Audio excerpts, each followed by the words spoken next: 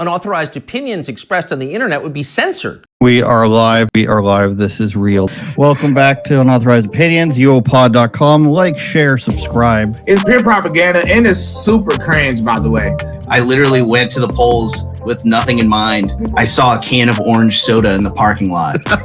And I was like, yeah, there we go. An unopened can of orange soda just chilling in the parking lot. I was like, yeah, I got to vote for Trump, dude. Your podcast sucks. It's mental, mate. It's absolutely mental. I'll be honest, I thought it was kind of offensive when you talk so much about the Loch Ness Monster. Political climate. And Andrew, treat yourself, okay? Especially if you start, I don't know, getting in good with homeless people. Unauthorized Opinions, streaming everywhere at uopod.com. Cock-a-doodly-doodly-doo, man. Unauthorized Opinions podcast, Rumble, YouTube, X, Spotify, Google, Apple, all of the podcastables perhaps. And we've got a great episode here for you. So you'll want to hopefully subscribe and support the show on patreon.com/uopod. This is an interview we did with a volleyball player from San Jose State University. She has a teammate who's a boy, goes by Blair Fleming, born Braden, but a 6'1" guy on the women's volleyball team. Hits harder, jumps higher, hits faster than all the other girls on the team, of course. So we did an interview with one of the teammates who is speaking out and joined a lawsuit against this person. They're still playing, but there's been a bunch of forfeits against San Jose State University. A bunch of different teams don't want to play them because of this issue, this, athlete that shouldn't be there. So we've got that interview coming up. We'll give you an up-to-date recap of what's going on in that situation. But before we get to that, I want to jump on over to England, where my friend Lewis Brackpool is from. He's going to be heading over this way soon time, so expect some content with him. But he posted this video from the UK about it's a training video for what to do if your coworker starts becoming radicalized, starts sowing anti-immigration opinions. And we know this is a podcast where we would never express any opinions that the government wouldn't like. So Lewis says, if we can blow this up a little bit, you won't mind, will you? This is a real training module from a local council in England on what to do if somebody who works there shares, quote, anti-immigration views. The answer, according to the module, is to call the counterterrorism police on them. So this drawing looks very English already. Let's see what it has to say. Let's get started. Let's get started. Just start. This is Mr. J, a young man of 17. He lives with his parents in the county of Hogshire. He is known to his local nature reserve staff, as he often uses the bird hides and public viewing areas there. He is quiet and withdrawn and very rarely speaks to staff, but is polite when he does so.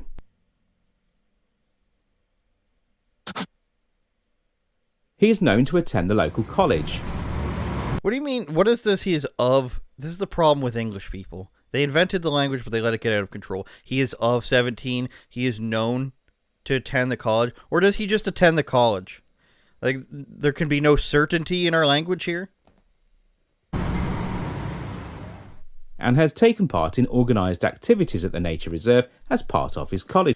Look at the person they're portraying there. This guy with his capri pants on. That's just... These are things in the background that people who make this sort of stuff think is normal. Oh, it's just a guy who's wearing capri pants and women's shoes. Taken part in organised activities at the nature reserve as part of his college course.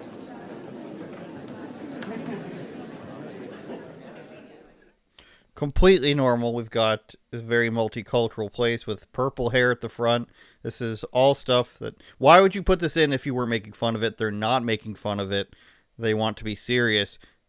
Purple hair person in the front is serious. The depiction of how you want society to look.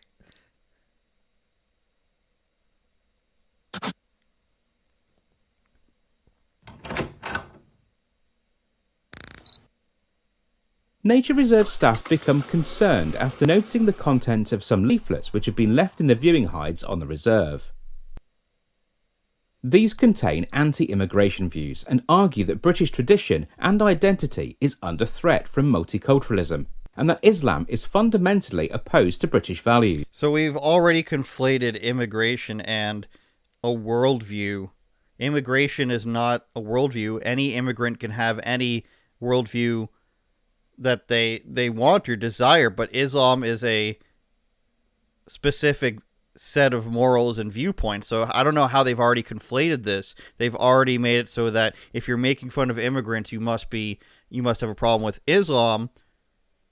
But you could be an immigrant from Sweden and you wouldn't be Islamic or anything like that. So this is a weird thing to say, weird thing to conflate. Is it wrong to have a problem with Islam? Or is it wrong to say that, the values of a certain religion don't mix with a country that isn't Islamic? I don't know. Would it be weird if in Turkey or Malaysia or something they said we don't agree with, Judaic or Christian values, so I'm against that, when it's a population of however a majority Muslim population? Would they be condemned for not agreeing with Christianity or Judaism or Buddhism or something? I don't think they would. I would think it's weird for somebody in their own country to say these values that are clearly at odds with our values, it's wrong or mean or in this case dangerous to oppose them. I don't know. That's just my opinion.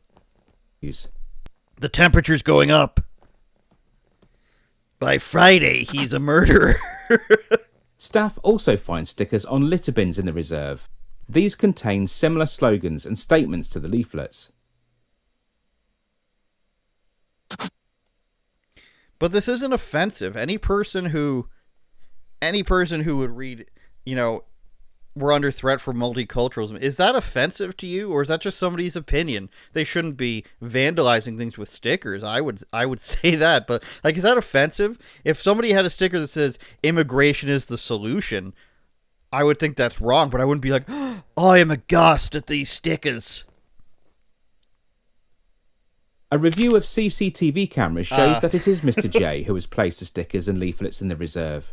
When questioned, he admits his actions, but is defensive and uncooperative.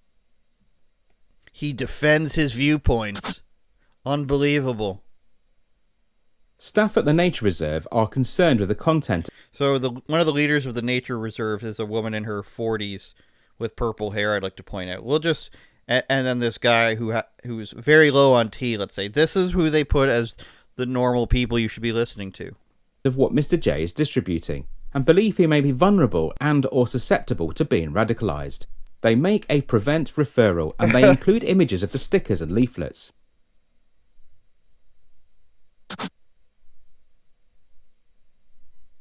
Once assessed, it is decided that channel support is appropriate.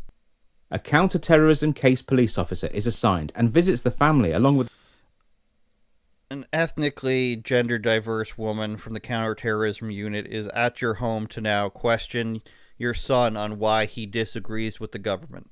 That's what this means. The social worker from Children's Services. Mr. J admits that he has been spending more and more time online looking at discussion forums. He explains that at first he just discussed history and fantasy computer games with other users. All he used to do is discuss video games. That's how it starts. Are you playing chess or any sort of game based on history? You might be a problem. Those games might teach you about history and what really happened and what these beliefs may have spread across the world.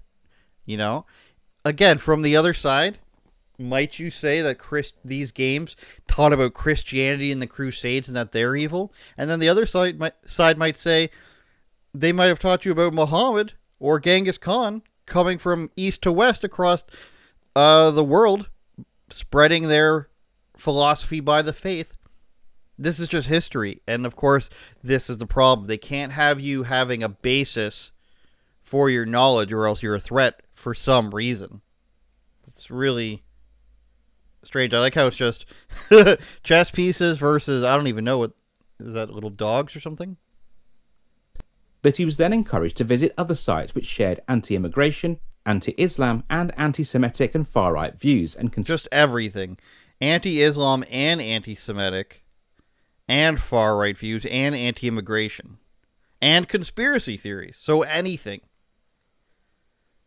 Anti-Islam would likely be more right-wing. Anti-Semitic would likely be more left-wing. But then also, you're also far-right, but also you're a conspiracy theorist, which could be anybody, or anti-immigration, which could be, any sect of political viewpoints at all. I mean, communists don't exactly like immigration, unless it's, to be employed by the state. Conspiracy theories. He says that he's been feeling very lonely, depressed, and This kid's wearing a communist shirt, that's good. Directionless at college. But he feels like he has friends and a shared purpose amongst some of the users on these forums. And that's it. This is how the British, government class, however you want to call them, executive class, think of people. First, you're just playing a computer game innocently. Then you're just on a forum talking about the game. And then, bam, anti-immigration, anti-Islam, far right, conspiracy theories. Who do you think knows more, just as a basis? And you can practice this in real life. You can experiment with this in real life, because I have. Who do you think has more base knowledge of worldviews, politics, and history? Is it a person who subscribes to everything that's been espoused in this view, that all this stuff is conspiracy theories? Or is it a person who's played like an old strategy game about history, whether it be Civilizations or Total War or something like that? It's the person who's played the games. They have a base knowledge of what has happened in history, because what these games do is they say, this is what's happened up to history in this point, this is what is happening, and you have a chance to intervene and change things depending on how you govern things. Even Risk, you might get, playing a board game Risk, you might get a cursory knowledge. Watching old movies about history, about Gladiator and Troy, they're not completely historically accurate, but they give you some knowledge about what was going on in the show Rome, stuff like that. The people who believe in what is being put out in this video say being against Islam or being against Judaism in any form is hateful, and we can't have that. You need to be checked in on by the government. So because you have views that whomever is in charge at this office disagrees with, therefore they think that the government should come and essentially threaten you, intimidate you about the views that you have. The worst thing that this person has done, who's 17, by the way, a child, is commit a low form of vandalism by putting stickers on garbage bins that he probably shouldn't have done. Putting out leaflets on a car is not a crime, as far as I'm aware. But the person in charge of this place thinks that you should be investigated by police if you basically disagree with them. That's where it's at in England. All right, so let's catch up on the volleyball stuff that we're talking about now, the stuff at San Jose University. I thought, a little segment about what's going on in England right now is worth touching on, because we're going to be seeing Lewis soon. San Jose State University, they are the team with the transgender athlete on them, and now 4 teams have backed out, including Utah State is the most recent. Utah State's women's volleyball became the 4th team to cancel a game against San Jose State University after it was revealed that they have a male athlete on their team. The 3rd one in their conference to drop out, joining Wyoming and Boise State, and another team from a different conference, Southern Utah, dropped out. Now, you would think that this would be a problem for the conference, with 3 teams just forfeiting, allegedly for no reason. But as you'll see in this interview, they very much know the reason. Everybody very much knows the reason. And they're not really doing anything about it. In fact, what you're going to hear in the interview with this girl named Brooke Slusser, a volleyball player who is a teammate of the transgender player, who's just a guy. Remember, transgender in this context means a guy who believes that he's a girl. The school has treated the other girls on the team like they don't really matter as much. Now, of course, I don't know. I'm not there. But from what I was told was that everything focuses around the feelings and how the the male player is doing. And I posited this position to the girl that I interviewed. If this person, Blair Fleming, Braden, left a state where this isn't allowed and went and played in a state where this is allowed, this being him playing on a girls' team, either that was completely by coincidence that his family happened to move there, even though he's of adult age, as we might say in England. Either that was completely a coincidence and a happy coincidence, so he can now play on the girls' team, which he identifies with, or he thinks that that previous state was wrong, their opinion of not allowing him on the girls' team is wrong, and the place that he went is correct and agrees with his view that he should be allowed to play on that team. Now, connect this to the video we just watched. And what if the place that he went to was like, these views that you're espousing are dangerous. You have anti-women's views. You have anti-biological realism views. You can call it that or whatever you want. And you have views that are incompatible with us over here. We think you should be investigated by the government. That's how it sounds coming from the other side. Is we disagree with your views. We think they're dangerous. You need to be investigated by the government. That's communism. That's fascism. No matter how you want to spin it, that's insanity. Because, again, if the person moves from a place where they don't allow it to a place where they allow it, or vice versa, you could just be like, well, you agree with something that we don't agree with here. So this is dangerous. You're pushing dangerous rhetoric around gender, dangerous rhetoric around sports about women's rights, and we don't want that here. You need to be investigated. So you can apply that anywhere you want, and it's always crazy. But the people who are applying this don't seem to understand that. They think that they're always right, and so it's okay to say anything they want about this side. They're crazy, far-right, anti-whatever, conspiracy theorists. And it's okay to say that. But if you say that about them, then it's mean and it's hurtful. So basically, you are bullied into a certain belief system and viewpoint. And if you disagree with it at all, you are deemed dangerous to the rest of people and to society. That is literally what communism is. Take a certain section of society, demonize them, say it's okay for the general population to demonize them because confirmed they are evil. And anybody that disagrees with you is dangerous. So that's how that works. And that's what this school is doing by proxy, by saying this is okay. They're saying that everybody else who disagrees with this must be crazy. You must be crazy if you don't think a guy could be on the girls' team. And you would think that the school would do something. No. They seem to only care, allegedly, about the transgender student. The conference says that this is up to the teams. This is the teams matter if they want to participate or not because, this conference allows it. And the coach has recently acted like he doesn't know what the big deal is. And this is from Fox News. The San Jose State volleyball coach with the transgender player on his team says politics are playing into the forfeiting. What a surprise.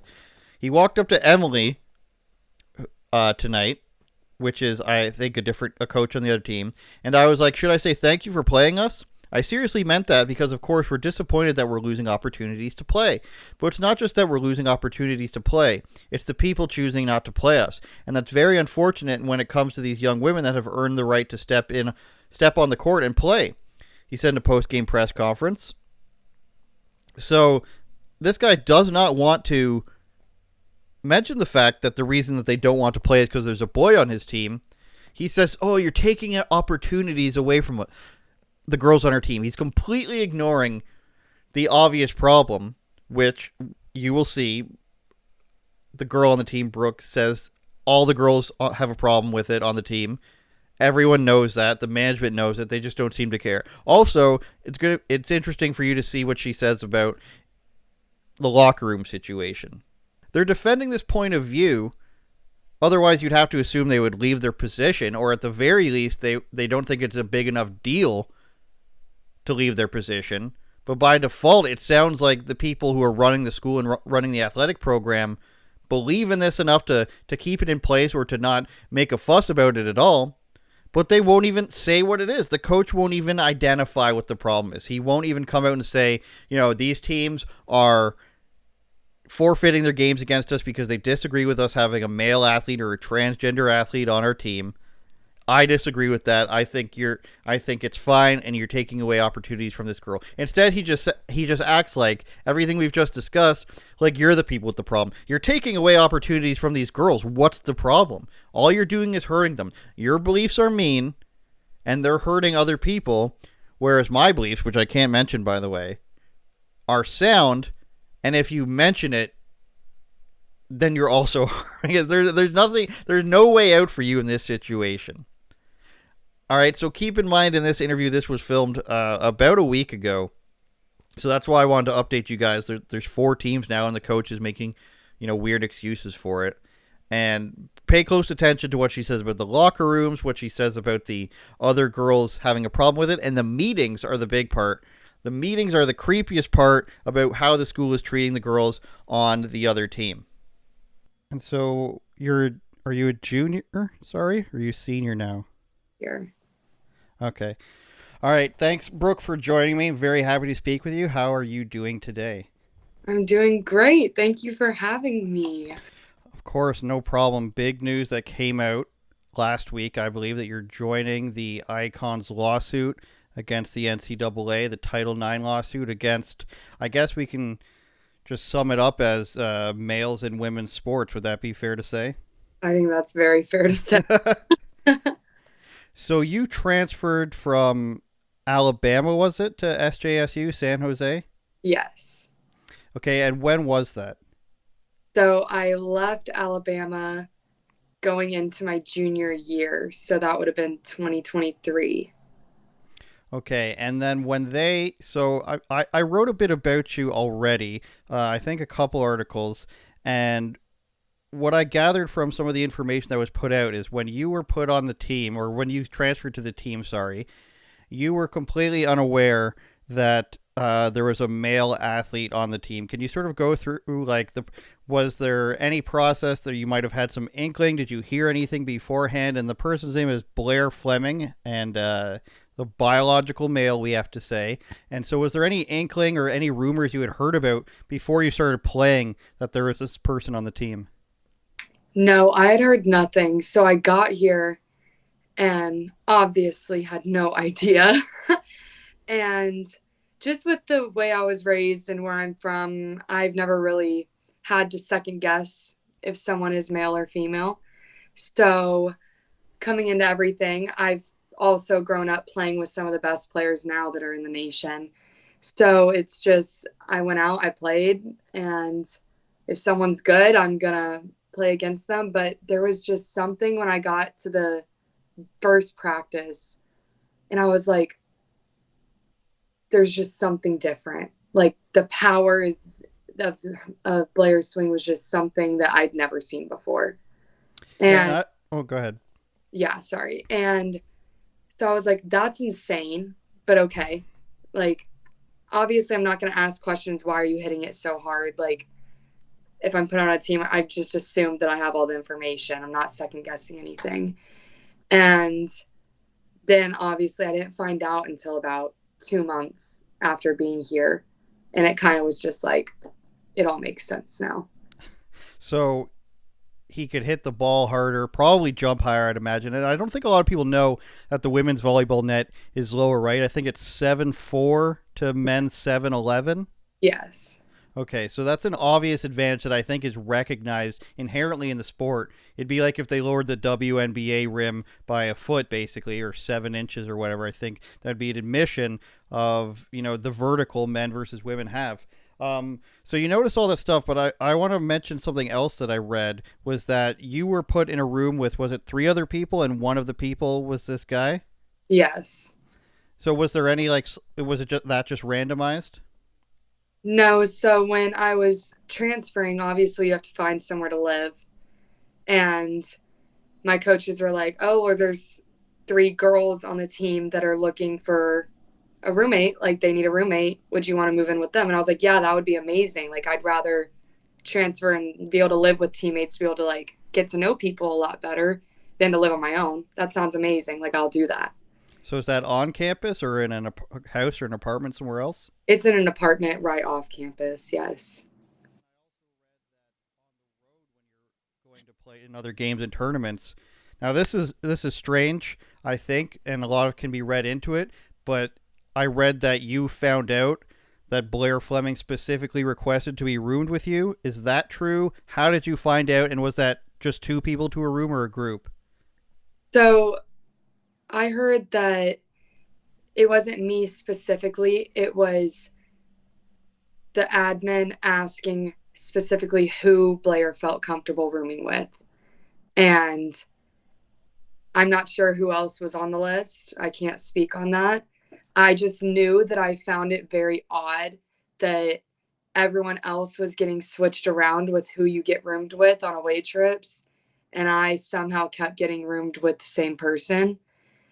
And usually you get switched around with people that you might not be as close with to get to know people and try and open up to new people that you wouldn't usually on the team. And I just kept getting roomed with the same person. And I just found it so odd, but didn't question anything again. Still, I didn't know.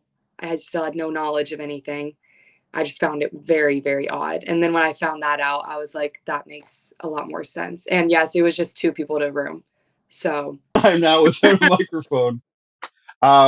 So we were at the part where you were talking about getting roomed with Blair on the road. Now, why was it that you said that it became obvious to you once you found out that he'd been requesting you? Why is that? Were you guys close friends? Were you maybe the nicest person? What do you think is the reason behind that?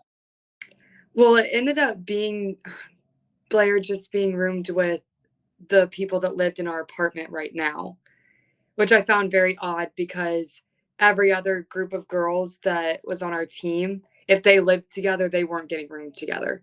And that was just like the thing of it because they wanted to have people branch out and talk to different people, especially because it was preseason. So you, like I said, you kind of get roomed with a lot of different people to get to know them. They're brand new to the school, especially me being a transfer. I was like, oh, I'll get to like, this will be my chance to get to room with a lot of people and like really get to know people that I haven't really sat down and talked with.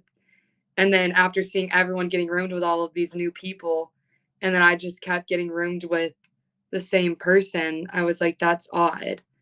But okay, like I didn't really ask questions or anything. Hmm. So once you got there and you've been rooming with this person and you've started to notice these things, um, it's sort of, I think it was like after 6 or 7 games, this news started coming out about this person, and the school started removing him from highlight packages and post game recaps and everything. Was this sort of stuff in the works? What you can or cannot say. Um, was you're joining this lawsuit? Were you talking about it already? Did it happen a certain amount of time into the season, or had you decided going into it you're going to do this? What can you say about that?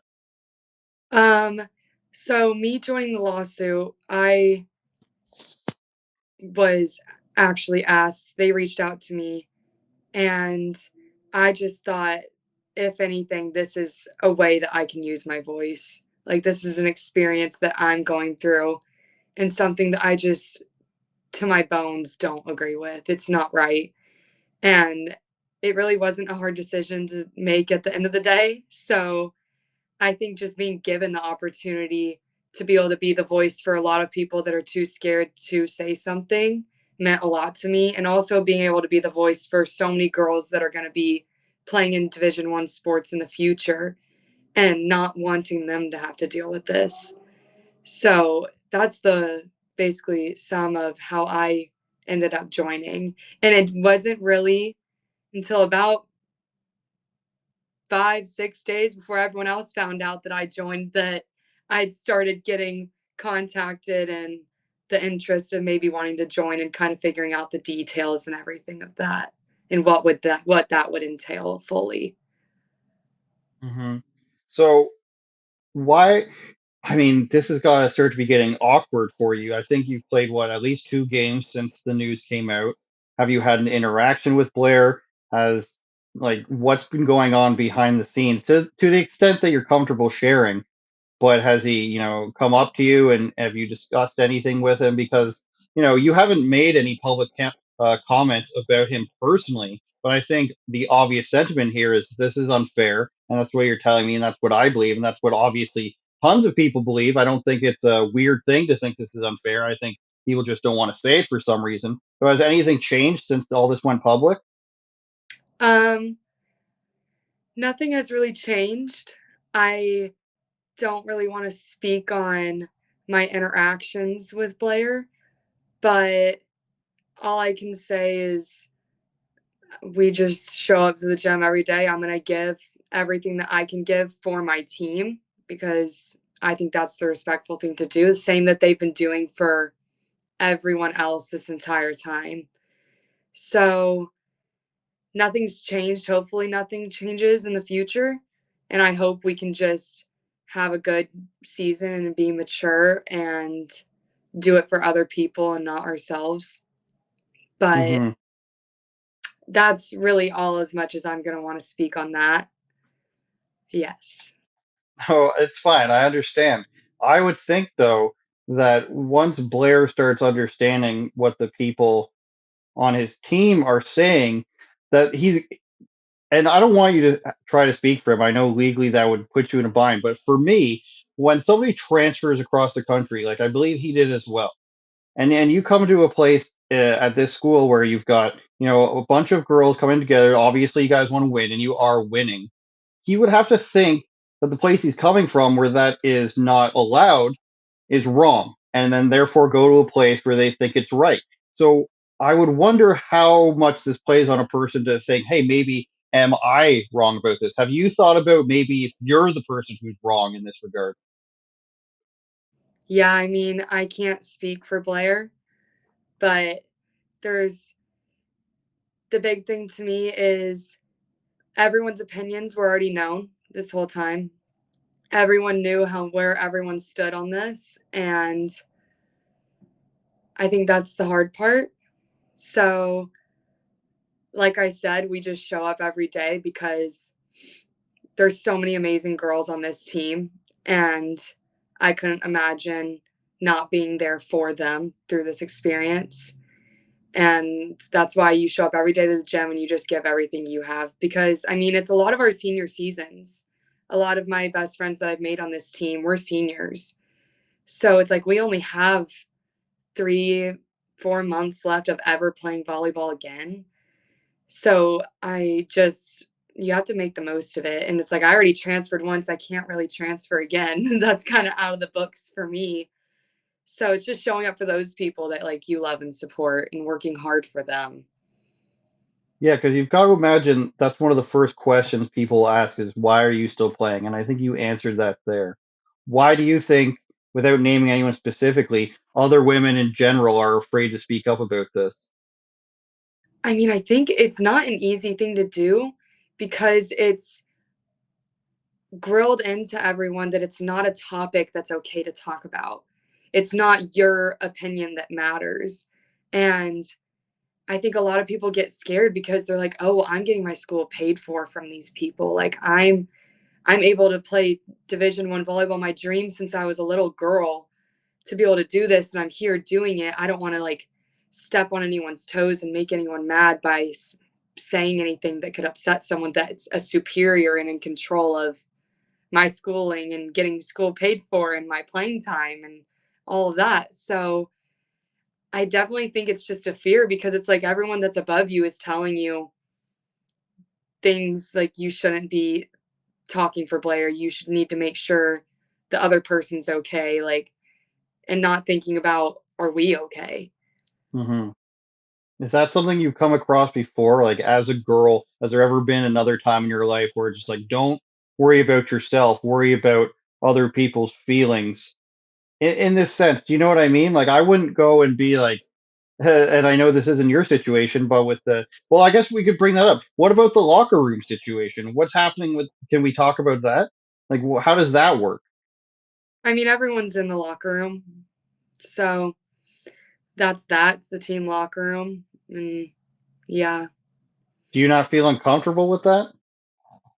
I would rather not talk about the locker room situation if that's okay. That's okay. I just feel bad for you. I feel bad, and I recently wrote about the Virginia Tech swimmer and the situation there and how she explained, her words were that there basically wasn't a, by default, there was not a women's change room at the NCAA championship. So I just worry about that. Um, are you able to talk about, has there been any direction given to you by the school, whether it's support or asking you not to say anything? Have you have any communications about this at all? Um, we've had meetings and it's a lot of just checking in on Blair. And I think that's something that then we were like, what about us? And I'm just going to speak for myself, but yes, we have had meetings about it. And With everyone on the team, sorry? Like yes, all at once? yes. Okay. And they're like, if you have issues, you can come and talk to us about it. But at the end of the day, it's mostly just saying, don't be the person, or you can't be the person to, I don't know what words they use to identify Blair's gender identity. Like, Blair needs to do that for himself, not anyone else. So you're not allowed to have an opinion on what this person's gender is. That don't be the person to declare what this person's gender is. Is that the general sentiment? Yeah. That's, what do your parents feel about this? Because there's another girl, and I point to the screen. There's a screen off to my right, not to an imaginary person. There's another girl. It was at Nevada. Her mother spoke out, and on one hand, I'm like, okay, I understand. I guess why the daughter herself isn't speaking out, but her mother spoke out. She said that you guys are playing them. I think it's in November, and she doesn't want her daughter playing against you guys, which is what people have claimed about two other teams, but there's no confirmation about that. What do your parents have to say about this? Have you talked to them about it? I mean, yeah, me and my parents have had many conversations about this whole thing. But I mean, I couldn't ask for better parents. I mean, they're here supporting me through everything. They're the ones that were like, we understand this can be scary to join, but whatever your decision is, we're going to be here for you. And obviously, they fully support my decision to join the lawsuit. They think, and so do I, that this is a lot bigger than just me.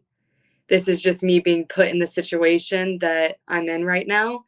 And I should want to be able to speak my story to help so many other little girls that could be coming through wanting to play Division One sports in the future. Like I kind of said earlier, like a big thing I've talked about with them is like just remember like it's so much more than just like me right now or my team. Like it has everything to do with the generations coming for women's sports and being able to protect them from ever having to go through this. So I guess in the weirdest way possible, was lucky enough to be put in this situation. And I guess me specifically, because I feel like God put me here because he knew I could handle this battle.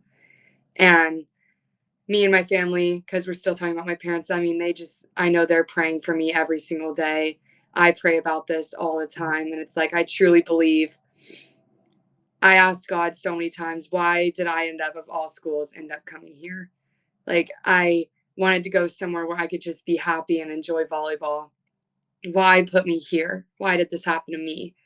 And I truly believe at the end of the day that this is the reason I ended up here because I believe God gives his hardest battles to his strongest warriors. And I'm just going to have to believe that this is the reason I was here was because he knew I could handle this. So I've had the best support from my parents through all of this. Where's your family from? We're from Dallas, Texas. Okay, nice. I love that area. Visited last year. Yeah. Have you always been a person who's outspoken? Because I always have. Like if I was to go back to like sixth grade or something, I would be the same person making a commotion about something as I am now, right today, trying to make a commotion about this for good reasons, I think. Have you always been a person who's been outspoken? Have you always felt that you should be the one if there's a crowd of people who are not speaking up? Yes, I just feel like I've always felt the need to be able to back people who are scared to say it for themselves. And especially just being in sports my entire life, like I've been okay with voicing my opinion that other people don't really want to talk about and saying the things that are uncomfortable, but that are for the betterment of the team. So I feel like that's also prepared me a lot to be able to be put in this situation, because there's already been so many other times in my life where I've needed to be the person to say the uncomfortable things. As Mm-hmm. a setter on the team, you're kind of the person that has to say, cut the crap, this is what we're doing. So I do think that's probably prepared me a lot too, to be able to be in a situation that I am in now. I feel you on that. I am always reminded of something my brother told me that maybe will help you, is that some people have to take the gravelly dirt road to get to the destination, whilst other people can enjoy the scenic route. And that's something he told me when I was like 19 or something like that, and causing a ruckus somewhere. And he said, you might be saying the right thing, and people might be thinking that you're too outspoken or something like that, but basically it means somebody needs to say something sometimes. And I Yeah. think that's the situation. And you mentioned little girls and younger athletes coming up. There are situations where it's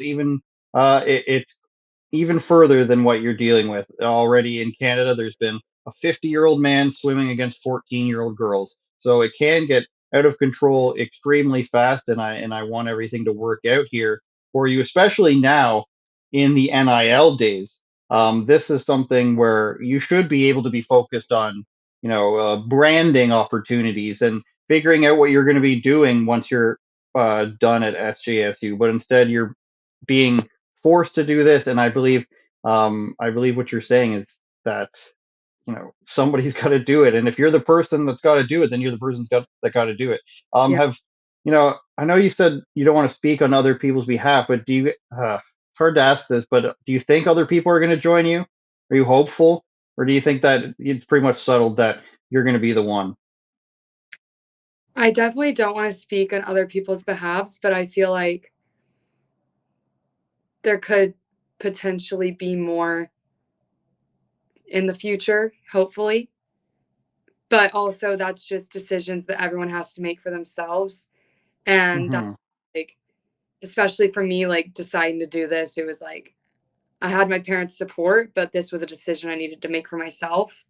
Because I do believe if this is something you're not fully in on, then don't do it. Because I don't know, at the end of the day, I hope that more people can join, but you never know. It's other people's, that's a question you'd probably have to ask other people, because I can't answer that for them. Yeah, and I'm hoping that there isn't going to be. I think the hate waves are becoming less and less for these sort of things. People have sort of gotten bored of cancel culture. I feel like the other teams that have pulled out of matches, did the coaching staff or the athletic program tell you guys why? Did they make a point of mentioning it, or it's just like, oh, that game's They sit us down and they tell us what they're told. I think we all know the reason why the canceled? told.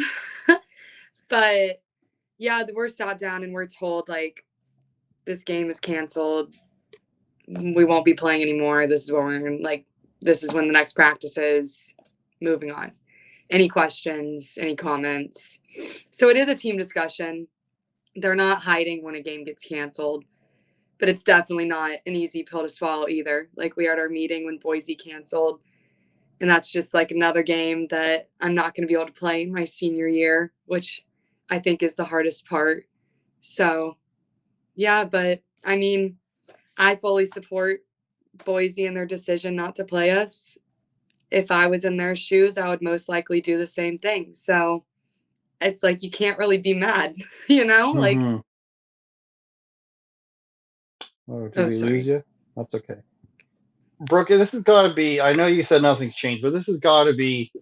You're getting pulled in for meetings about feelings. You're getting pulled in for game cancellations that shouldn't happen. This has probably never happened to you. Correct me if I'm wrong. Throughout your high school and other years of college, is this do you predict a boiling point for this team? And I don't want to make this be like I don't want to make this be like journalist pushes you into answering something. Oh, we don't have you right now. But is this have your video right now? Oh, sorry. That's okay. Is this going to be something that causes a problem, do you think? How many games are left in the season? Well, we just had our first game against Fresno, like in season play last week. So that was our first game. So our second game of the season got canceled, and that was going to be our home opener. So that was also really sad, but we have a while to go, and we don't know what's going to happen. Yeah, this is going to be a wild ride for you. I know it's early on, just a few days out of the announcement here. But I mean, maybe this is going to be a situation where so many people are talking about this that you're not gonna feel the brunt of everything, and I hope not. And I hope that things don't go wrong in this team. I hope the person in question, whomever that may be, will do the right thing. And I hope that I don't want this to be a stain on your final season, and I don't want this run you guys are on to have an asterisk next to it, if you know what I'm saying about that. And is there anything else you want to say? Any other message you want to get out there? Do you feel like? I was just going to add. Do you feel like the school is doing enough? I really don't want to speak on the school.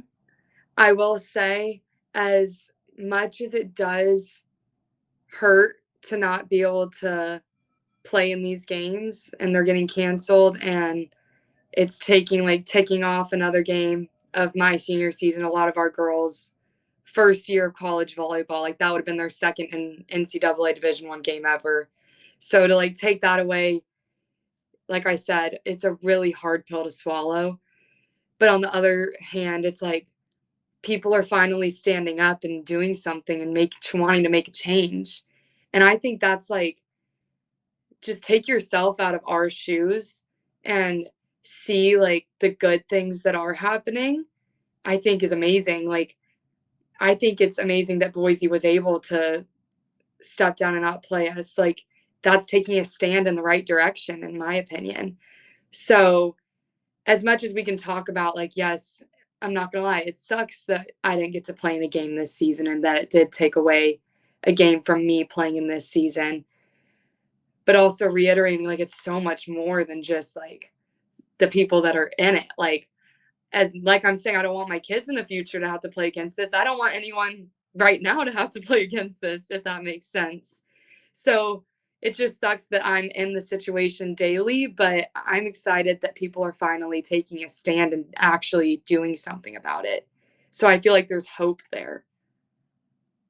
Oh, there is a lot of hope, and I think I talk about cancel culture and free speech and stuff a lot. And the last 6 months to a year, we've progressed so much as a Western society in being able to speak out more about these things. And I think what you'll find is if you do get attacked for this, that it will be over fairly quickly. I mean, I was recently attacked for 3 days for tweeting about wrestling. So I don't know how serious it can. That's how serious it can get about that. But yeah, I think that you will find that as long as you weather the storm, you will come out better on the end. That's my sage advice as a Yeah. person who never played. This is the watch of time of my life that never played in the NCAA. Gosh, yeah. I mean, it's crazy, but hopefully this is just something that can make a change. That's all I want at the end of the day. It's so much more than just my situation. It's just my story gets to be told and hopefully help make a change. And that's what hopefully is going to happen soon with this lawsuit, is protecting women. That's it. Turn it up, Jordan.